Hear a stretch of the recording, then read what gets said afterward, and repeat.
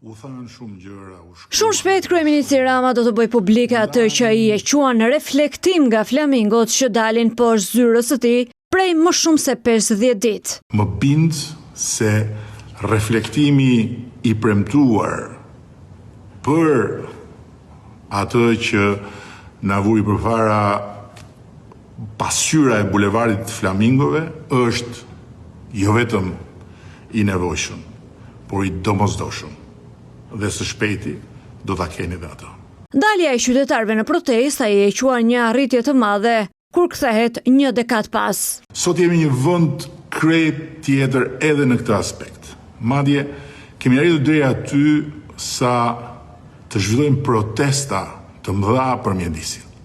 Dhe kjo pavarësisht çdo egzagjerimi, manipulimi apo instrumentalizimi politik që ju bashngjit atyre protestave është në vetvete një arritje e madhe e shoqërisë. Sepse prania e aq shumë njerëzve që shqetësohen për flamingot, për lagunat, për pyjet apo për biodiversitetin tregon se bashkë me Shqipërinë që ka ndryshuar edhe shoqëria shqiptare.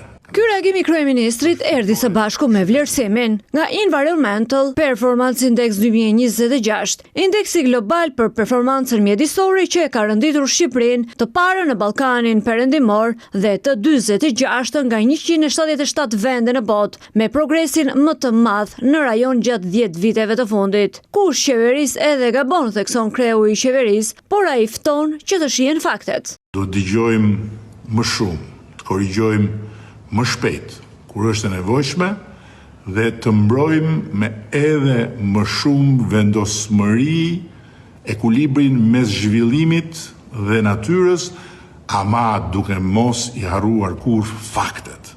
Sepse Shqipëria Europiane nuk ndërtohet, as duke zgjedhur mes ekonomisë dhe mjedisit, dhe as duke zgjedhur mes zhurmës dhe fakteve. Ajo ndërtohet duke i bërë të ecin së bashku ekonomia, mjedisi dhe faktet.